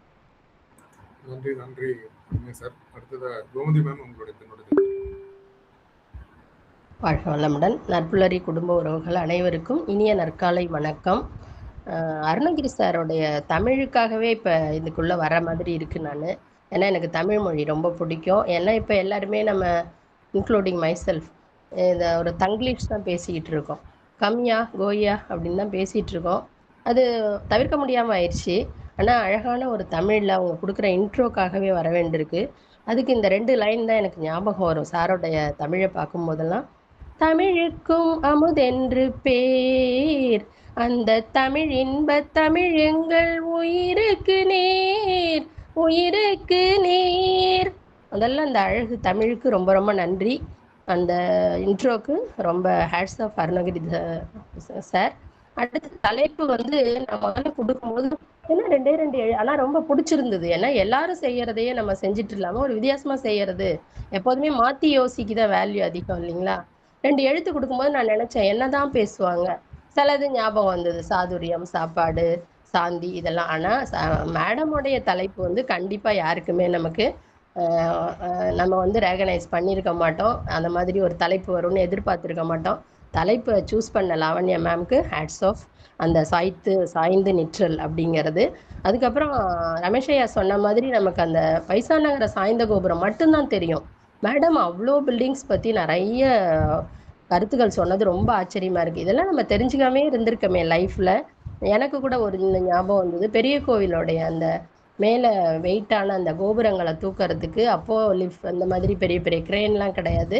சாரப்பள்ளம்ங்கிற ஊரில் ஒரு பெரிய குழியை நோண்டி அதுலேருந்து ஸ்லாண்டிங்காக மண்ணை நிரவி அதில் தான் வந்து ராஜராஜ சோழன் வந்து ஆட்களை வச்சு எடுத்துகிட்டு போன மாதிரி ஒரு நிகழ்வு நான் படித்த ஞாபகம் இருக்குது. அந்த பனைமரத்தை பற்றி சொன்னது கூட ரொம்ப நல்லா இருந்தது. பனைமரத்துடைய அருமை வந்து நம்ம யாருக்குமே தெரிய மாட்டேங்குது. அதே மாதிரி புல்லாங்குழல், இப்போதான் மேடம் சொன்னதுக்கு அப்புறம் தான் அந்த புல்லாங்குழலை பற்றின ஒரு அழகான விஷயம், நமக்கு சாஞ்சிட்டு அழகாக நிற்கிறாரு அப்படிங்கிறது நமக்கு ரொம்ப நல்ல ஞாபகம் வந்தது. அப்புறம் அதே மாதிரி நம்ம பெற்றோர்கள், நண்பர்கள், நமக்கு பிடித்தவங்க மேலாம் நம்ம சாஞ்சிட்டு இருக்கோங்கும் போது ஒரு சின்ன விஷயம் எனக்கு ஞாபகம் வந்தது. ரிட்டையர்மெண்ட் அப்படின்னு சொன்னோன்னே ஒரு 4 மாதமாகவே அந்த ஸ்கூல் கொஞ்சம் ஃபீல் பண்ணாங்க. ஏன்னா 12 இயர்ஸாக நான் இருந்துட்டேன். அதில் எக்ஸ்பெஷலி இந்த பெண் பிள்ளைகள் வந்து ரொம்ப ஃபீல் பண்ணுவாங்க. ஏன்னா அவங்களுக்கு நான் அந்த எஜுகேஷன் அதை தாண்டி என்ன பண்ணுவேன், நிறைய விஷயம் அவங்களுக்கு புரிய வைக்கணும், அதுக்கப்புறம் நிறைய ஹெல்ப் பண்ணணும்னு நினைப்பேன். ஈவன் என்னோட ஹேண்ட்பேக்கில் அந்த பெண்களுக்கான பேட் ஒரு 20 வச்சுட்டே தான் இருப்பேன். அதுங்க தலை குளிச்சுட்டு வந்துச்சுன்னா தலைவலிங்கும், அதுக்காக டேப்லெட்ஸு, கொஞ்சம் பணம் தேவைப்பட்டுச்சுன்னா சாருங்கெல்லாம் கூட சொல்லுவாங்க என்ன ஏடிஎம் மிஷினா நீங்கள் அப்படின்னு. அந்த பெண் பிள்ளைகள் கடைசி 2 மாதம் என்னை பார்த்தாலே என்னோட மேலே சாஞ்சி அழுவ ஆரம்பிச்சிருச்சுங்க. அதுங்களை கண்ட்ரோல் பண்ணவே முடியல என்னால். அம்மா நான் இப்போ இன்னொருத்தவங்க வருவாங்கம்மா, என்னை விட பெஸ்ட்டாக ஒரு டீச்சர் வந்து உங்களுக்கு டீச் பண்ணுவாங்கம்மான்னு சொன்னால் கூட அந்த பெண் பிள்ளைகள் கேட்கவே இல்லை. என் மேலே சாஞ்சி சாஞ்சி சாஞ்சி அழுவுங்க. அந்த நிகழ்ச்சியை தான் நான் இப்போ நினச்சி பார்க்குறேன். ஆனால் அந்த சப்போர்ட்டுக்கு லிமிட்டேஷன் வேணும்னு சொன்னாங்க பாருங்கள், அது வந்து எவ்வளோ பெரிய விஷயம். நம்ம நிறைய இடத்துல தவறுதலாக சாய்ந்து நின்றுட்டோம்னா நம்மளோட ஸ்டாண்டலோன் போயிடும். அது ரொம்ப ரொம்ப பெஸ்ட்டான ஒரு மெசேஜ். ரொம்ப நம்ம சார்ந்தெல்லாம் நிற்கக்கூடாது, ஓரளவு நம்மளும் தனித்து நின்று செயல்படணும் அப்படிங்கிற மாதிரி அந்த அளவுகோல் சொன்னது ரொம்ப ரொம்ப நல்ல விஷயம். அந்த தேர் கொடுத்த பாரிவள்ளல் கூட அப்படிதான், அந்த ஒரு அவருடைய தேரையே கொண்டு சப்போர்ட்டு கொடுத்துட்டு போனாருங்கிறது கூட எனக்கு ஞாபகம் வந்தது. அந்த மேடம் வந்து இப்படி ஒரு தலைப்பு எடுக்கிறதே பெரிய விஷயம். இதில் இவ்வளோ விஷயங்கள் சொல்ல முடியுமா அப்படிங்கிறது இன்னும் பெரிய விஷயம். அதான் வந்து நமக்கு வந்து நிறைய சிந்தனைகள் வந்து கிரியேட்டிவிட்டியோட இருந்துச்சுன்னா எந்த வார்த்தையோ எந்த எழுத்தோ கொடுத்தா கூட ரொம்ப பிரமாதமாக பண்ண முடியுங்கிறத லாவண்யா மேம் ரொம்ப ஆணித்தரமாக ப்ரூவ் பண்ணிட்டாங்க. இந்த ஒரு பாட்டு தான் எனக்கு வந்து அந்த சப்போர்ட்னா, பழைய காலத்தில் அந்த ரிட்டையர் ஆன ஒரு பர்சன் வந்து பசங்கள் புறக்கணிக்கும் போது மனைவியை நினச்சி பாடுவார். ஆலம் விழுதுகள் போல் உறவு 1000 வந்துமென வேறென நீ இருந்தாய், அதில் நான் சாய்ந்து விடாதிருந்தேன்.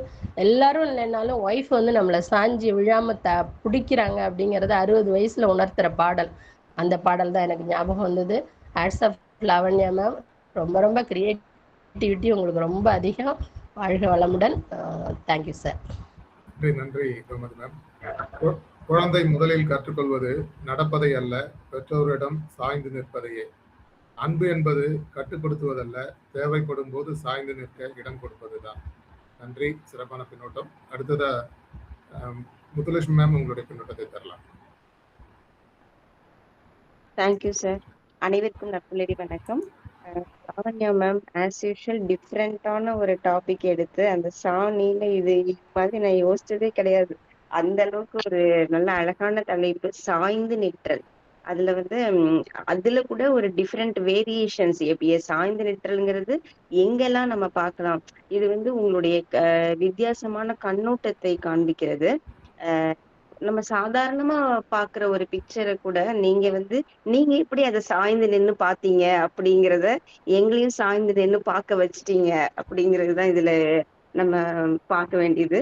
ஒரு லீனிங் டவர் ஆஃப் பைசாங்கிறது நம்ம சின்ன வயசுல இருந்தே பார்த்துட்டே வரோம்.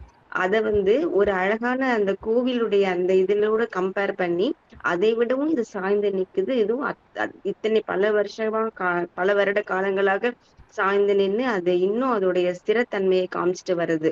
சோ அந்த இது ரொம்ப நல்லா இருந்தது, பியூட்டிஃபுல்லா.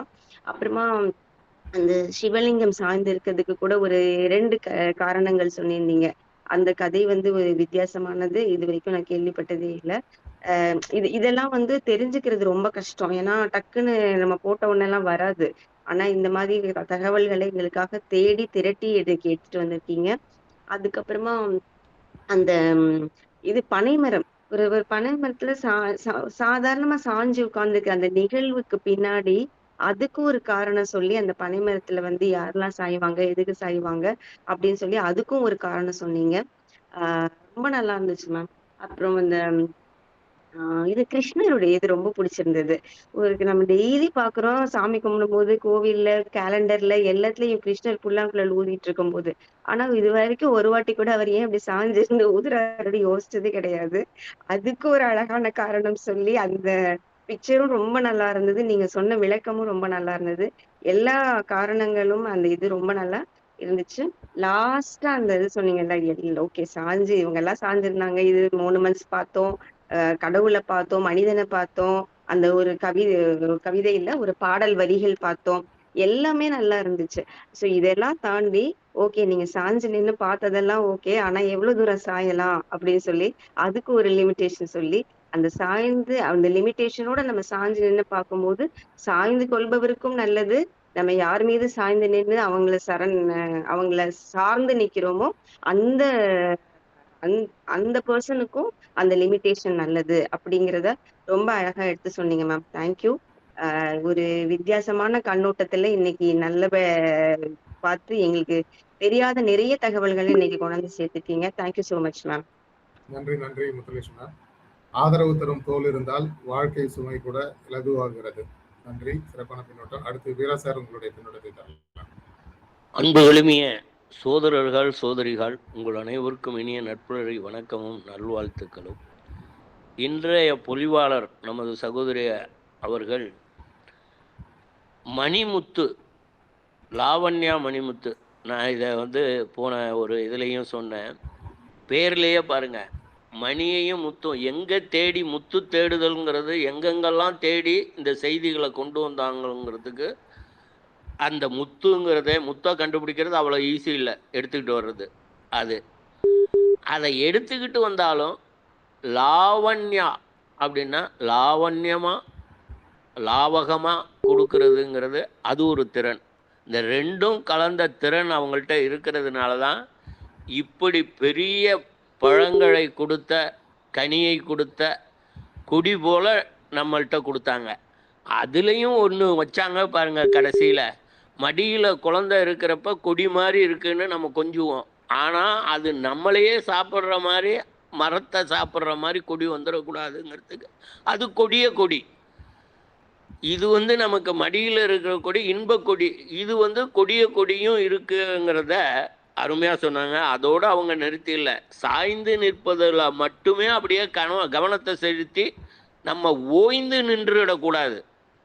we have to do something. Dependability இருக்கிறத வச்சுக்கிட்டே அவங்களே செஞ்சுருவாங்கன்னு இருந்தோன்னா நம்ம ஓய்ந்துருவோம். அதனால் சார்பு நிலைங்கிறதும் அது ஓய்ந்துடாமலும் நம்மளும் முயற்சிகளோட வளர்ச்சியை அடையணுங்கிறத பெரிய செய்திகள்லாம் கொண்டு வந்து கொடுத்தாங்க. சகோதரியர் கோமதி அம்மா அவர்கள் கொடுத்ததுல ஒரு சாரப்பள்ளம்னு சொன்னாங்க பாருங்க. அன்று டெக்னாலஜி இல்லாத காலத்தில் எண்ணி பார்த்தா எவ்வளவு வியப்பாக இருக்கு. உதாரணமாக அந்த சாரப்பள்ளத்தையே 1 கிலோமீட்டரில் அமைச்சு மேலே ஏற்றணும்னு நினச்சா முடியாது, ஏன்னா உயரம் அதிகமாக இருந்திருக்கும். அதை எத்தனை கிலோமீட்டருக்கு அப்புறம் கொடுத்து அதுலேருந்து அப்போ சாய்வு நிலை கம்மியாக வருது, கொஞ்சம் கொஞ்சமாக கொண்டு வரலாம். அந்த பெரிய கல்லை ஒரே கல்லை மேலே ஏற்றிடலான்னு அதுக்கெல்லாம் திட்டமிடலும் ஒத்துழைப்பும் அன்பும் அரவணைப்பும் எல்லாமே அதுக்குள்ளே சேர்த்தலாங்கிறதுக்கெல்லாம் பின்னூட்டமுட்ட அனைவர்களும் பல செய்திகளை சொல்லியிருக்காங்க. நான் சொல்ல வேண்டியது, வளர்க அம்மா, நீங்கள் எல்லா தளத்திலையும் நீங்கள் பயணிக்கின்ற எல்லா வகையிலும் வாழ்க வளர்க, இறையருளோடு வளர்க என்று கூறி நன்றி கூறி விடைபெறுகிறேன். நன்றி. நன்றி நன்றி வீரசன். உறவு என்பது தூரத்தில் நின்று பார்ப்பதல்ல, தேவையான நேரத்தில் சாய்ந்து நிற்க அனுமதிப்பது. நன்றி சார், சிறப்பான பின்னூட்டம். அடுத்ததா ரம்யா மேம், உங்களுடைய பின்னூட்டத்தை தரலாம். அனைவருக்கும் இனிய காலை வணக்கம். ரொம்ப அருமையா இருந்தது மேம். ஸ்டார்டிங்லேயே சொன்ன மாதிரி சர்ப்ரைஸ் எலமெண்ட் டெய்லியுமே நமக்கு இருக்குது. இன்னைக்கு உண்மையிலே நாங்கள் எதிர்பார்க்கல இந்த டாபிக். நானே யோசிச்சேன், மேடம் என்ன யோசிப்பாங்க, சாதாரணமா ஏதாவது ஒரு லெட்டர் கொடுத்தாலே சர்ப்ரைஸா எங்களை பேச வைப்பாங்க. அது இவங்க என்ன பேச போறாங்கன்ட்டு ரொம்ப ஆர்வமாவே இருந்தது. ரொம்ப நல்லா இருந்தது மேம். எனக்கு ராதாகிருஷ்ணா எப்பயுமே அது ரொம்ப ஃபேவரெட்டு. அவர் அதாவது இப்ப சார் சொன்ன மாதிரி ரமேஷ் ஐயா சொன்னதுக்கு அப்புறம் தான் தெரியுது, கிருஷ்ணர் மேல ராதே சாஞ்சா கூட கிருஷ்ணா ஹேஸ் அ பேலன்ஸ் இல்லையா, அவர் தான் சென்டர் அப்படின்னு சொன்னது. அந்த அவருக்கான சென்டர் இருக்கிறதாலதான் அவங்க போய் சாய்ஞ்சாங்க. ஸோ நம்ம மேல யார் சாயறாங்கன்றது முக்கியம், நம்ம யார் மேல சாயறாங்கன்றது முக்கியம், பேலன்ஸ் ரொம்ப முக்கியம். அதுக்கப்புறமா நம்ம அடுத்தவங்களுடைய இதை வளர்ச்சியை தடுத்துடக்கூடாது அப்படிங்கிற நிறைய life lessons ma'am. Super ma'am. Thank you so much for wonderful session. Thank you all. Thanks for opportunity. நன்றி நன்றி ரம்யா மேம். சாய்வு இல்லாத வாழ்க்கை மரப்பொருள் போல கடினம், அன்பில் சாய்ந்த வாழ்க்கை மலர் போல மென்மை. நன்றி. அடுத்ததா வெங்கட்ராமன் சார், உங்களுடைய பின்னூட்டத்தை தரலாம். அனைவருக்கும் நற்புலரி, அனைவருக்கும் வணக்கம். லாவண்யா மேம், இன்னைக்கு செஷன் ரொம்ப சூப்பரா இருந்துச்சு. சாய்ந்து ரொம்ப அருமையான ஹிஸ்டாரிக்கல் ஃபேக்ட்ஸோட ப்ரெசன்டேஷன் ஒரு பவர்ஃபுல்லா இருந்துச்சு. இப்போ இந்த சாய்ந்து நிற்றல்ன்ற போது எவ்வளவு தூரம் அப்படின்றத நீங்க அளவீடு கொடுத்தீங்க இல்லையா, அது ரொம்ப முக்கியம். ஒரு சில இடத்துல சாஞ்சா கூட இல்ல, சாஞ்சிச்சுன்னா என்ன ஆகும் அப்படின்னா உயிரே போயிடும். அதுக்கு நமக்கு எல்லாருக்கும் தெரிஞ்ச கதை தான் இந்த கதை. கோவலன் கண்ணகி கதை. மதுரைக்கு வர்றாங்க. மதுரைக்கு வந்தப்போ அங்க கோவலனை கொண்டு வாருங்கள் சொல்லி இந்த கோவலன் போட்டல் பக்கத்துல இருந்து நான் பேசிக்கிட்டு இருக்கேன். அந்த இடத்துல போட்டு தள்ளிட்டு போட்டதுட்டு ஐயா, அதாவது அந்த சாய்ந்து நிக்கிறதுனால, சாஞ்சு நின்று கேட்டதுனால வந்த வினையா பாத்தீங்களா, அதுல சரியா கேட்காம போய் சரியா போடாம போய் சரியா போட்டாங்க. அப்போ அவன் வெட்குற்றம் சாய்ந்தோடனே யானோ அரசன் யானைகள்வன் சொல்லி அந்த இடத்துல தன்னோட உசிரியை அப்படி ஏன்னா சாஞ்சிடுச்சுன்றதான் அங்க சொல்றாங்க. சாய்ந்து நின்று யாரு பக்கமும் சாயக்கூடாது சில இடத்துலன்றது அந்த இடத்துல ரொம்ப அழகா நீங்க வலியுறுத்தி சொன்னீங்க. நம்ம இதுல தராசு சின்னத்தோட ஒரு தேவதை நிக்கிறது. அவங்க யாரு பக்கமும் சார்பு இல்லாம சாய்ந்து நிற்க கூடாதுன்றத அவங்க கண்ணை கட்டிக்கிட்டே தன்னுடைய தீர்ப்பை வழங்குறாங்க அப்படின்னு சொல்லுவாங்க. அப்ப இந்த மாதிரி சார்பு நிலை, சாய்ந்து நிற்றல்ன்றதெல்லாம் எப்பவுமே நமக்கு இருக்கு அப்படின்றத நமக்கு தெரிஞ்சுக்கலாம். இத நம்ம இது பத்தி சொல்லும் போது கூட ஆழ்வார்களையே இல்லையா, ஒரே ஒரு பெண்ல இருந்தவங்க ஒருத்தவங்கதான், அவங்கதான் ஆண்டாள். அவங்க சொல்லும் போது ஒரு பாட்டுல சொல்றாங்க, நாங்க உங்ககிட்ட வந்துட்டோம், நாங்க கேட்கிறோம், நாங்க நிறைய அப்ப மனு கொடுக்கறதுன்றது இப்ப புதுசு இல்ல, முன்னாடி காலத்திலயே இருக்கு. நாங்க கொடுத்திருக்கோம், அத நேரடியா பாத்துறாத. ஏன் அப்படின்னா அந்த சிங்கத்துல மேல உட்கார்ந்து இருக்க நீ நேர பார்த்தனே எங்க கண்ணை எரிச்சிருவ, அத சைடு வழியா பார்த்து கடைக்கண் பார்வை பாரு அப்படின்னாங்க. அதே மாதிரி நீங்க ரொம்ப அழகா சொன்னீங்க பனைமரம். எங்களுக்கு தெரிஞ்சதெல்லாம் இல்ல, திரைப்படத்தோட தொடர்புடைய பனைமரம் தான் தெரியும். நான் என்னுடைய கல்லூரி பருவத்துல இருக்கும்போது எங்களுக்கு தெரிஞ்சதெல்லாம் பனைமரத்துல ஒவ்வாளு எங்களுக்கே சவாலு அப்படின்னு சொல்ற அந்த தான் தெரிஞ்சிச்சு. ஆனா நீங்க அதை தாண்டி சொன்ன விஷயங்கள், பனைமரத்தின் சிறப்புகள் பல அப்படின்னு இருக்கும்போது அத நம்ம நகைச்சுவா சொல்லலாம் கூட, அதை இல்ல அதுக்கும் ஒரு அளவு இருக்கு, ஒரு ஆற்றல் இருக்குன்றத ரொம்ப அழகா சொன்னீங்க. இன்னைக்கு எனக்கு ஒரு சந்தேகம் வந்துருச்சு. லாவண்யா மேம் ஒரு பக்கம் ஸ்பீச் முடிச்சுட்டாங்க, மணியை பார்த்தேன் 6:03. யாரும் இன்னொரு தொடர்ந்து பேசிக்கிட்டே இருக்காங்க. அது யாரு அப்படிங்கும்போது இன்னைக்கு கோமதி மேம் கொடுத்த விஷயங்களா இருக்கட்டும், அவங்க பாட்டு பாடினதா இருக்கட்டும், மனதிற்கு நிகழ்ச்சியாகவும் அவங்க பக்கம் சாய்ந்து நின்று இருந்துருச்சு அப்படின்றது மனசு. இப்ப மனசு சாயலாம், தப்பே கிடையாது. ஏன்னா ஒரு தலைவன் தலைவியை பார்க்கும்போது ஒரு தலைவியின் கடைக்கண் பார்வை சாய்ந்து நின்றால் மலையை கூட புரட்டி விடலாம் சொல்லி நிறைய கவிதை எல்லாம் நம்ம பார்த்துருக்கோம். அது இல்லைன்னா விண்வெளியை தாண்டி போறோம்னு சொல்றாங்க. அப்ப சாய்ந்து நிற்றல் ரொம்ப அவசியமான ஒண்ணுதான். சில இடத்துல சாயக்கூடாதுன்றதையும் ரொம்ப அழகா வலியுறுத்தி சொல்லியிருக்கீங்க. ரொம்ப நன்றி மேடம், வாழ்த்துக்கள். நன்றி நன்றி வெங்கட்ராமன் சார். வாழ்க்கை பயணத்தில் தோள் கொடுக்கும் மனிதர்கள் தான் உண்மையான சொத்து. சாய்ந்து நிற்கும் உறவு இல்லாத வாழ்க்கை வேறு இல்லாத மரம் போல. நன்றி, சிறப்பான பின்னோட்டம். அடுத்து சுனிதா மேம் உங்களுடைய பின்னோட்டத்தை தரலாம். Thank you sir. அனைவருக்கும் காலை வணக்கம். மேடம் சூப்பராக இருந்துச்சு. டிஃப்ரெண்ட்டான தலைப்பு. நாங்கள் ஒரு மாதமாக புரட்டி புரட்டி யோசித்திருக்கோம் நிறைய தலைப்புகள். ஆனால் சாய்ந்து நிற்றலை எங்களுக்கு ஸ்ட்ரைக் ஆகாத ஒரு தலைப்பு. எல்லாரும் சொல்கிற மாதிரி நீங்கள் டிஃப்ரெண்ட்டாக யோசித்து பேசியிருக்கீங்க. பேசின விதமும் ரொம்ப கொண்டு போன விதமும் ரொம்ப அழகாக இருந்தது மேம். நிறைய ஹிஸ்டாரிக்கல் ஸ்டோரிஸ் உண்மையான தகவல்களை தேடி எடுத்து எங்களுக்காக ப்ரெசென்ட் பண்ணீங்க. முத்துலட்சுமி மேடம் சொன்ன மாதிரி இது எங்களுக்கு படக்குன்னு போட்ட உடனே இதெல்லாம் வராத தகவல்கள். அதனால் நல்ல எடுத்து கொண்டு போன விதம் ரொம்ப அந்த கதைகள் சொன்னது, கண்ணனை பற்றி சொன்னது, இந்த இலக்கியத்தில் அந்த தலைவன் விட்டுட்டு போதும், தலைவன் வரும்போது எதிர்பார்த்து நிற்கிறது, அந்த தகவல்கள், பெற்றோர்கள், நண்பர்கள், நாம எல்லாரும் முன்னாடியுமே படக்குன்னு ஒரு ஆள்கிட்ட போய் சாஞ்சிட மாட்டோம். சாய்தல்ன்றது நம்மகிட்ட உரிமை உள்ளவங்ககிட்ட மட்டும்தான் நம்ம அந்த சாய்தல் இருக்கும். அந்த சாய்தலுக்கு ஒரு மிகப்பெரிய அர்த்தம் உண்டு. அப்படிப்பட்ட சாய்தலும் லிமிட்டுக்கு மேலே போகக்கூடாது அப்படின்னு சொல்லிட்டு அழகா ஃபைனலும் அது ஒரு கதையோட முடிச்சிங்க. ரொம்ப அருமையான தகவல்கள். தேங்க்யூ மேடம், வாழ்த்துக்கள் சார். இன்னைக்கு எல்லா ஸ்டேட் போர்டு ஸ்டூடெண்ட்ஸும் மேக்ஸ் எக்ஸாம் எழுத போகிறாங்க சார். என்னுடைய எக்ஸாமு, நித்யாதேவி மேடமோட எக்ஸாமு. அதனால எல்லாரும் ஒரு சின்ன ப்ரேயர் மட்டும் பண்ணிக்கோங்க சார். தேங்க்யூ. எல்லா பிள்ளைங்களும் வெற்றி பெறணும். எல்லா பிள்ளைங்களும் நல்ல மார்க்கு பெறணும் சார் கணித தேர்வில். Thank you sir. தேங்க்யூ. நன்றி நன்றி சுனிதா மேம். அதுக்கு நானும் சொல்லிக்கிறேம்மா, கணித தேர்வில் வரணும் நல்லான்னு. Thank you ma'am. Thank you ma'am. நன்றி நன்றி. எல்லா மாணவர்களுக்கும் நட்புலகு சார்பாக நம்மளுடைய வாழ்த்துக்களை தெரிவிச்சுக்கோம். நன்றி மேம், சிறப்பான பின்னோட்டம் கொடுத்தீங்க. Thank you sir. நிமிர்ந்து நிற்பது வெற்றி, மற்றவரை சாய்ந்து நிற்க அனுமதிப்பது மனிதம். நன்றி. அடுத்தது தாமோதர் சார், உங்களுடைய பின்னோட்டத்தை இடலாம். நட்புலருக்கு இனிய காலை வணக்கம். நாமும் தினமும் 5:30 மணியிலிருந்து 6:30 மணி வரை நட்புலரில் சாய்ந்து நின்றுதான் அதை கேட்டுக்கொண்டிருக்கின்றோம். சார்ந்திருக்கின்றோமோ இல்லை சாய்ந்திருக்கின்றோமா தெரியவில்லை. பனைமரம் எங்கள் தோட்டத்தில் தினமும் பார்க்க போகும்போது பனைமரத்தில் அரச மரம் அப்படியே சுற்றி பிணைந்து இருக்கும். அதை பனைமரத்தில் அரச மரம் சார்ந்திருக்கின்றதா இல்லை அரச மரத்தால் பனைமரம் நிற்கின்றதா என்று தெரியாத அளவிற்கு அதை சுற்றி இருக்கும். இன்னொன்று, ஒரு அவரை செடி எங்கேருந்து முளைச்சதே தெரியல. வாழை மரத்தில் அப்படியே பிணைந்து ஏறி பக்கத்தில் இருக்கிற முருங்கை மரத்தில் ஏறி காய்க்குது. அது எதை சார்ந்து செல்கின்றது என்று அதற்கே தெரியாது. ஏனென்றால் அது வளர வேண்டும் என்ற ஒரு எண்ணத்தில் அந்த கொடி வளர்கின்றது. நான் பஸ்ஸில் செல்லும் காலங்களில் முதியவர்கள் அருகில் அமர்ந்தால் அவர்களுக்கு கண்டிப்பாக தூக்கம் வரும். தூக்கம் வரும்போது என் மேல் சாய்ந்து கொள்வார்கள். அவர்களுக்கு ஆறுதல் கொடுப்பது எனக்கு மன நிம்மதியாக இருந்தது அப்பொழுது. இப்பொழுது காரில் செல்லும்பொழுது என் பேரப்பிள்ளை தூக்கம் வந்துச்சுன்னா அப்படியே படுத்துக்குவாங்க. அது ஒரு சார்பு நிலை.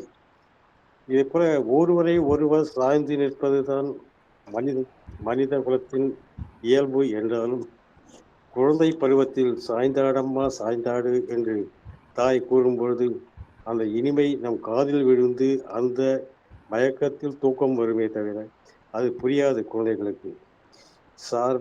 சாய்ந்து நிற்கு இந்த சொல்லை எடுத்து லாவண்யா மேடம் நமக்கு கொடுத்ததை மிகவும் பாராட்டக்கூடியது. இதை யாருமே நினைத்திருக்க மாட்டார்கள். இவ்வளவு விஷயங்களை, இவ்வளவு கருத்துக்களை நமக்கு கொடுத்திருக்கின்றார்கள் என்றால் நாம் அவரை சார்ந்திருக்கின்றோம் என்றுதான் எனக்கு தோன்றுகின்றது. நன்றி, வணக்கம். இதை சிறப்பாக எடுத்து கூறிக்கொண்டிருக்கும் அருணகிரி சார் அவர்களுக்கு என்னுடைய வாழ்த்துக்களை மனமார்ந்த நன்றியை தெரிவித்துக் கொள்கிறேன். நன்றி, வணக்கம் சார். நன்றி நன்றி தாமோதர் சார். சாய்ந்து நிற்கும் இடம் சரியானது என்றால் வாழ்க்கை எப்போதும் சிறப்பானது. சிறப்பான பின்னூட்டம் தாமோதர் சாருக்கு நன்றி. அடுத்ததான் நித்யாதேவி மேம் உங்களுடைய பின்னூட்டத்தை தரலாம். அனைவருக்கும் உற்சாகமான காலை வணக்கம். நான் கொஞ்சம் புத்தகத்துல சார்ந்துட்டேன். ஃபுல்லாக கொஞ்சம் வகுப்பு இருந்தது. ரொம்ப அருமையான தலைப்பு எடுத்திருக்காங்க. Super super. சாய்ந்து நிற்கிறோமா சார்ந்து நிற்கிறோமா எல்லாத்தையும் யோசிச்சு பார்க்கணும். ரொம்ப அழகா சொல்லியிருக்காங்க. எல்லா கருத்துக்களுமே ரொம்ப அருமையா இருந்தது. இந்த மாணவர்களுக்கும் வாழ்த்துக்கள் சொன்ன அனைவருக்கும் நன்றிகளையும் சொல்லிக்கிறேன். ரொம்ப சூப்பர் மேம். அதனால கலக்கிட்டீங்க. வாழ்த்துக்கள். நன்றி, வணக்கம். வாழ்த்துக்கள்.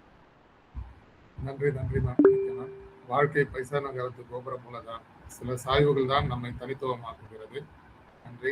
சிறப்பான பின்னூட்டங்களுக்கு நன்றி தெரிவித்து நிமிஷம் இன்னைக்கு பயிற்சி எழுதுற எல்லா மாணவர்களுக்கும் வாழ்த்துக்கள். இன்னைக்கா மேம் கண்டிப்பா உங்களுடைய உழைப்புக்கு உரிய ஊதியம் கிடைக்கும். அனைத்து மாணவர்களுமே வெற்றி பெற்று முயற்சி கிடைக்கும். நன்றி, வணக்கம். Hello sir. Yes ma'am. சரி. அனைவருக்கும் காலை வணக்கம். மேடம் லாவண்யா மேடம், உங்களுடைய கிரியேட்டிவான அந்த டாபிக் வந்து ரொம்ப எல்லாருக்கும் ஒரு பெரிய ரிஃப்ளெக்ஷனை கிரியேட் பண்ணிருக்கு. எல்லாரும் சூப்பராக உங்களுக்கு இது லிஸ்ட் அவுட் பண்ணாங்க பாருங்க. நீங்கள் என்ன சொன்னீங்களோ அது எல்லாமே வந்து ஒரு ரிஃப்ளெக்ஷன் ஆஃப் வேர்டு. நீங்கள் சிந்திச்சு ஒரு விதமாக இருந்தாலும் இவர்கள் எல்லாம் பல மாதிரி சிந்திச்சு உங்களுக்கு ஃபீட்பேக் கொடுத்துட்டாங்க. உங்களுடைய ஹார்ட் ஒர்க் ரொம்ப நல்லா இருந்தது மேம். அண்ட் ஆல்சோ நீங்கள் யாருங்கிறத சார் வந்து அழகாக லிஸ்ட் அவுட் பண்ணார். சென்னையில் நீங்கள் என்ன பண்ணிட்டு இருக்கீங்க அப்படின்னு. ஸோ அதெல்லாம் ஒரு சாதாரண விஷயம் கிடையாது. ஒரு மல்டி டாஸ்க் ஒர்க்கை நீங்கள் பண்ணிட்டு இருக்கீங்க. Great ma'am. எதுவுமனா நீங்கள் வந்து உங்களுடைய நினைக்கிற விதத்தில் மேலே போகணும் அப்படிங்கிறது எங்களுடைய அனைவருடைய வாழ்த்துக்கள், என்னுடைய வாழ்த்துக்களும். Thank you ma'am. And Sunita ma'am, thank you so much. Maths எவ்வளோ கடினமானது, அதை நான் எப்படி பயன்படுத்திட்டு இருக்கேங்கிறது எனக்கு தெரியும். நீங்களாம் அதில் வாழ்ந்துக்கிட்டு இருக்கீங்க, பல பேரை உருவாக்கிக்கிட்டு இருக்கீங்க. பப்ளிக் எழுதுகிற பிள்ளைங்க நல்லா இருக்கணுங்கிறதுக்கு நம்ம தளத்தில் நீங்கள் கண்டிப்பாக உங்களுடைய உழைப்புக்கு இத்தனை பேருடைய அன்பு பிரார்த்தனை எல்லாருக்கும், உங்கள் பசங்க எல்லாரும் நல்ல முறையில் மார்க் வாங்கணுமா எல்லாருக்கும் விஷ் பண்ணணும். நாங்களும் கடவுள்கிட்ட வேண்டிக்கிறோம். Thank you so much. நன்றி நன்றி மஞ்சளா மேம். தனியாக நிமிர்ந்து நிற்பதை விட சரியான மனிதரிடம் சாய்ந்து நிற்பது வாழ்க்கையின் ஞானம். நன்றி. அடுத்தது சிவகணி மேம் உங்களுடைய பின்னோட்டத்தை தரலாம். அனைவருக்கும் வணக்கம். இன்னைக்கு தேர்வு எழுதக்கூடிய மாணவர்களுக்கு மனமார்ந்த வாழ்த்துக்கள். அடுத்த லாவண்யா மேம் ரொம்ப சிறப்பாக சொன்னீங்க. ஃபஸ்ட்டு எடுத்ததையுமே வரலாறுல தொடங்கி கடைசியில் வாழ்க்கையில் எப்படி நம்ம இருக்கணும் அப்படிங்கிறத அழகாக கொண்டு போய் ஒவ்வொரு உதாரணங்களோட ரொம்ப தெளிவாக எடுத்து சொன்னீங்க. அதை ஒட்டி நிறைய உதாரணங்களோட மக்களும் வந்து நிறைய கோட் பண்ணாங்க. அதுதான் ஹைலைட்டுன்னு சொல்லலாம்.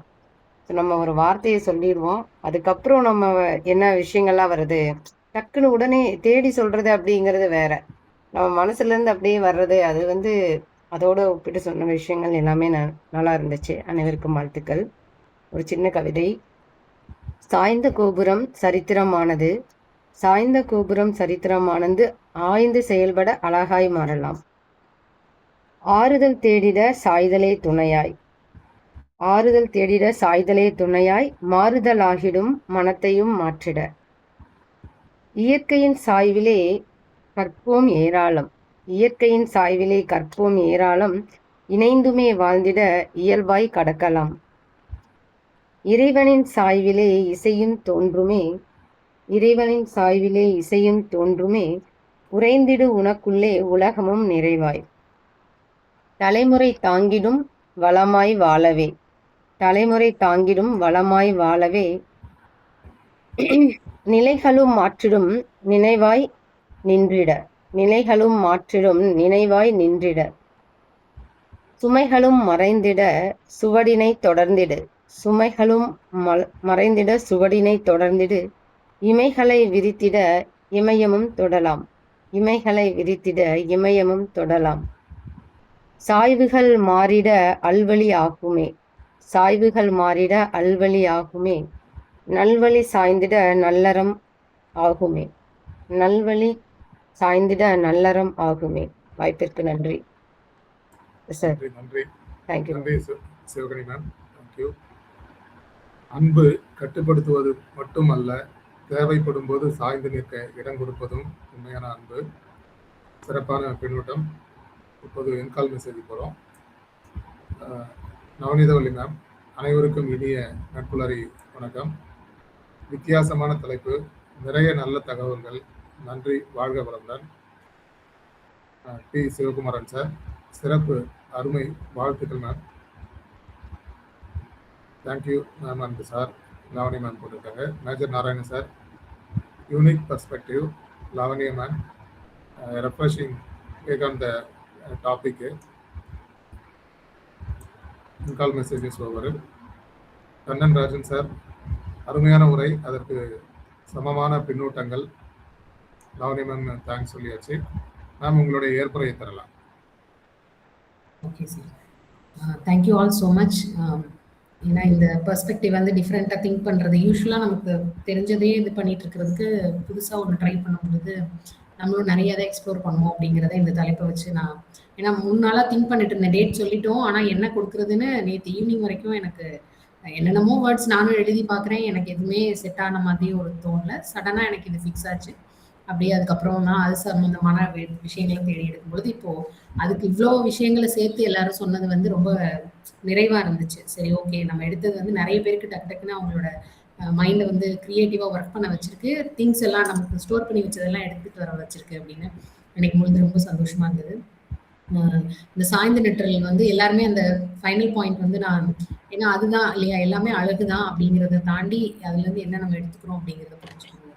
அதையும் எல்லாருமே அழகாக ரிசீவ் பண்ணி சொன்னீங்க. So thank you so much. இன்னைக்கு மேக்ஸ் எக்ஸாம் எழுதுகிற பசங்க எல்லாருமே சூப்பராக எழுதிட்டு, இந்த teachers Sunita ma'am, maths teachers யாரெல்லாம் இருக்கீங்களோ, வேற நித்யா மேம், வேற யாரும் மேக்ஸ் டீச்சர்ஸ் இங்கே இருக்கீங்களான்னு எனக்கு தெரியல, எல்லாரோட ஸ்டூடெண்ட்ஸும் சூப்பராக எழுதி உங்களுக்கும் பெருமை சேர்க்கணும், அவங்களுக்கும் அவங்க வாழ்க்கையிலும் பெரிய லெவலுக்கு வரணும் அப்படின்ற வாழ்த்துக்களையும் சொல்லி வேண்டுதலையும் சொல்லி விடைபெறுகிறேன். நன்றி, வணக்கம். நன்றி, நன்றி மேம். மீண்டும் ஒரு முறை அனைத்து மாணவர்களுக்கும் நம்மளுடைய வாழ்த்துக்களை தெரிவித்து இந்த இனிய நிகழ்வு உலக மக்களின் நன்மைக்கான கூட்டு பிரார்த்தனை கூட நிறைவுக்கு வருகிறது. உலகின் எல்லா உயிர்களையும் படைத்த சர்வ வல்லமையும் ஈடு இணையில்லா சக்திகளின் பிறப்பிடமாக உள்ள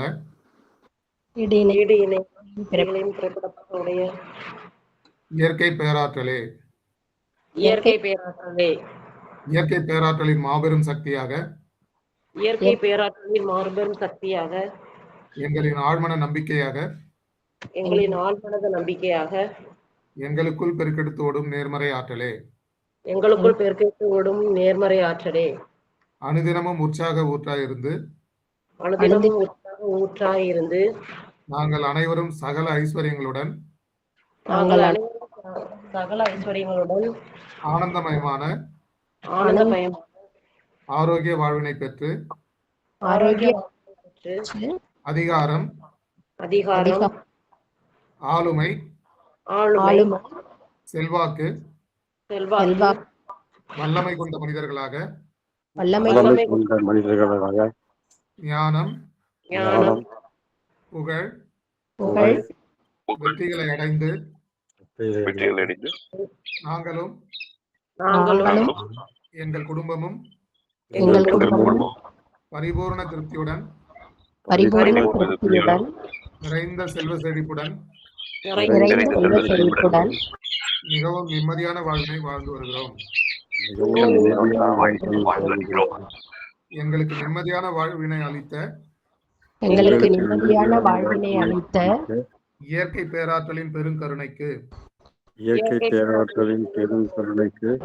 எங்களின் மனமார்ந்த நன்றி. எங்களின் உணர்வுபூர்வமான நன்றி.